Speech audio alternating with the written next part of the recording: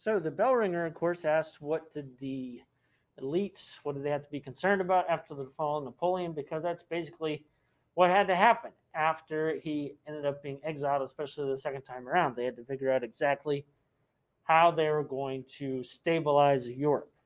And so that's what the bell ringer is about. And the readings, of course, which are already posted with the page numbers, chapter 12 in particular, talks about how exactly they're going to do that. And it is actually one of the more collaborative points in European history, and it's quite impressive, especially since it takes place before World War I and World War II. The main concern, of course, of the elite is what is called the conservative order. And so the phrase conservative really starts to take on a political meaning during this period of time because it is meant to protect the status quo and to ensure stability.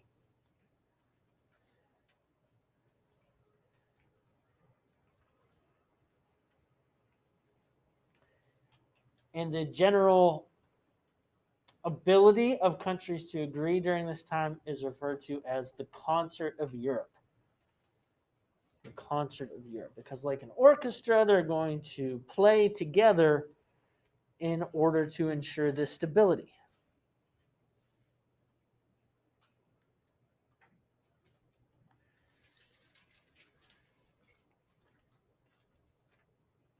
And they're even going to meet in order to make sure that this stability can be worked out formally.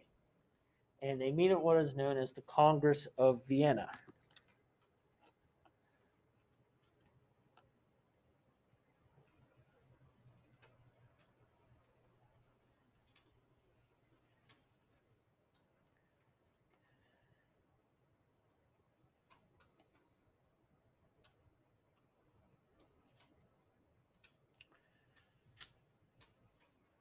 They do agree to remove troops eventually from France after they've paid off any type of war debt or reparations.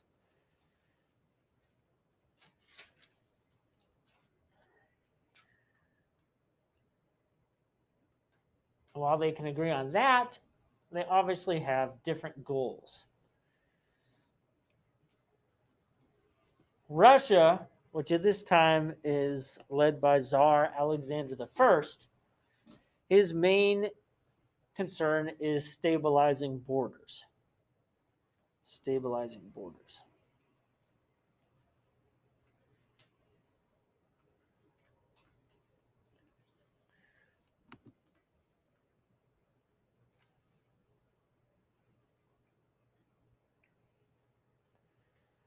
Britain is represented by a man by the name of Castlereagh, which is spelled Castlereagh.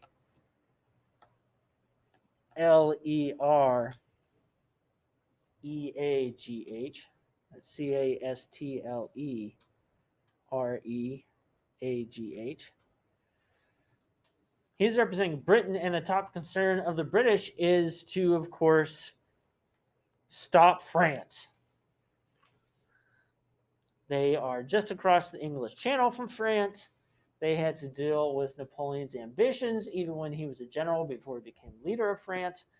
And so their main goal, of course, isn't necessarily to stabilize Eastern Europe or borders in other places. It's just to make sure that France is kept in check.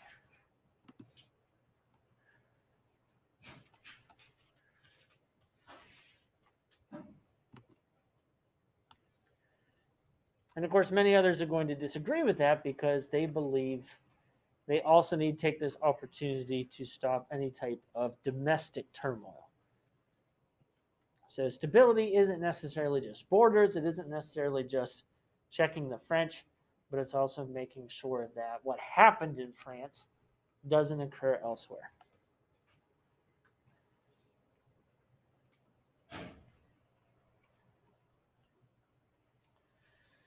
Conservatives were found in the monarchs and in the lower aristocracy. While in the past, throughout human history, usually the first challengers of kings and queens were the lesser nobles, they saw in the case of France, though, that once they came from Louis and Marie Antoinette's head, they came after lords and ladies as well. So they were not too enthusiastic about the change that had happened. So the aristocrats backed the conservative order as well. And so did the established churches, particularly the Catholic Church.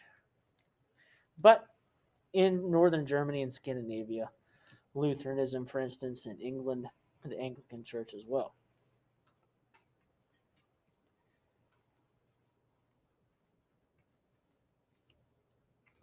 Since Louis had gone down the path of slowly allowing more and more restrictions, with the exception of the British monarch, of course, the rest of Europe did not like the idea of constitutions.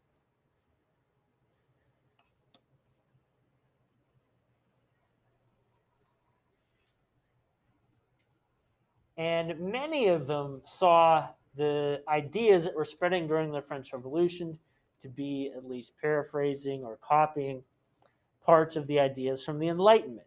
And so many of the conservatives also decided, even though there had been enlightened absolutists in the past, many of them started to turn away from the Enlightenment.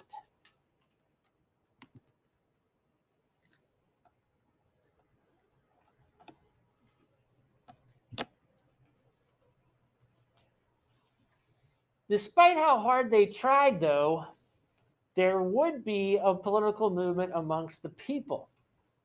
And instead of identifying with a monarch, thanks to the French Revolution and particularly Napoleon, under his encouragement, many people, especially in places like the German states or the Italian states, through a common bond of culture, they started to see the needs of the people being more significant than the monarchy. And so they started to advocate for creating nations based on culture, hence the political movement of nationalism.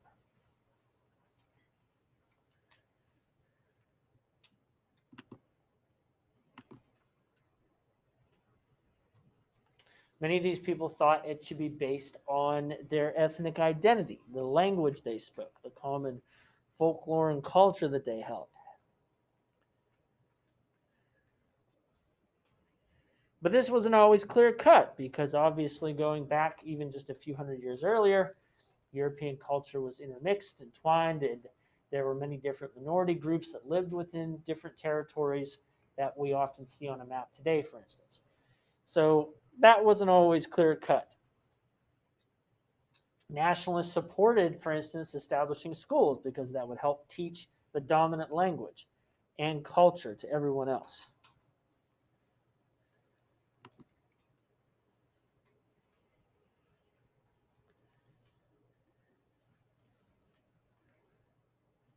But of course, there was always disagreement on the purpose behind a country.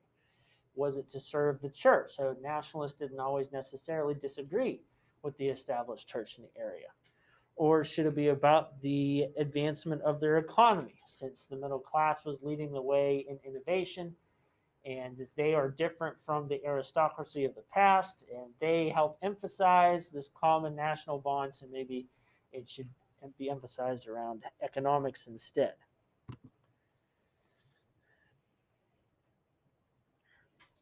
And of course, nationalists would end up bringing challenges to the conservative order in a number of places. Germany and Italy would be two of them, but also Ireland, because it yet has not determined its own national identity since they have been, in their opinion, under the yoke of Britain for such an extended period of time.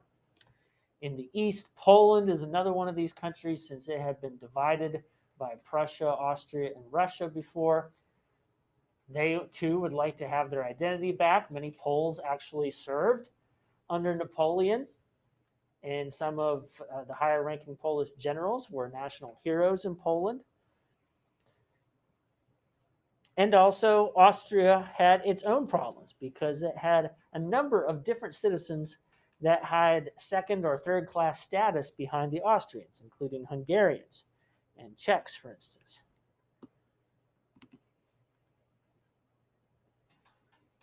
And then, of course, for the Ottomans, there was the Balkan Peninsula.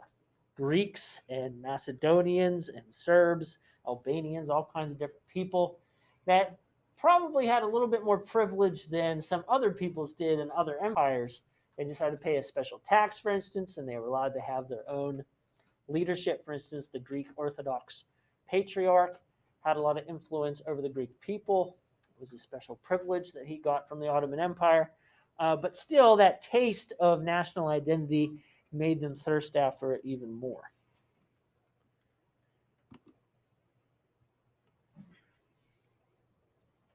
Let's go ahead and stop there for today, and tomorrow we'll continue. We'll talk about liberals, because that will be a new group that doesn't necessarily have things in common with both of them, but a little bit at the same time.